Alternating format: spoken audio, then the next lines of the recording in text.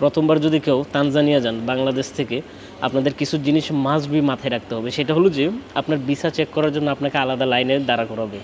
ওই সময় দুইটা জিনিস, যে আইডি দিয়ে আপনি যে জিমেইল দিয়ে ভিসা অ্যাপ্লিকেশন করছেন এবং সিকিউরিটি কোয়েশ্চন কিছু প্রশ্ন করে ওই প্রশ্নগুলো কি কি আনসার দিয়েছেন, অ্যাজ লাইক হলো যে আপনার জন্মস্থান অথবা কোন এলাকাতে বড় হয়েছেন, আপনার বন্ধুর নাম কি, আপনার ওয়াইফ গার্লফ্রেন্ডের কিছু সিকিউরিটি কোয়েশ্চন থাকে। এই জিনিসগুলো কিন্তু মাস্ট বি আপনার মনে রাখতে হবে। যেই তানজানিয়া যাবেন, যার হাতে ভিসা করেন, এই ডকুমেন্টগুলো বাংলাদেশ ইমিগ্রেশনে কিন্তু আপনার কাছ থেকে খুঁজবে।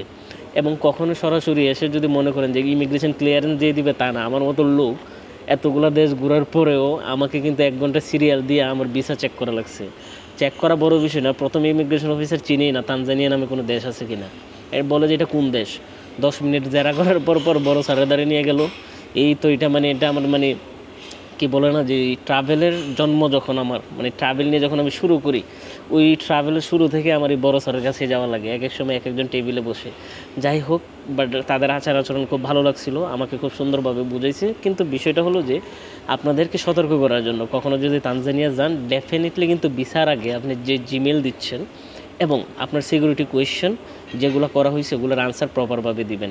ইমিগ্রেশন অভিজ্ঞতা তেমন একটা আহামরি ভালো ছিল না, বিকজ কিছু জিনিস আপনার হাতেও থাকা দরকার। যে কিনা ইমিগ্রেশন অফিসার, উনি কেন আরেকটা টেবিল ঘুরাবে যেখানে মনে করেন 20-25 জন মানুষ ডেঙ্গায় সিরিয়াল ধরে 1 ঘন্টা পর আমি ওখানে গিয়ে দাঁড়াই।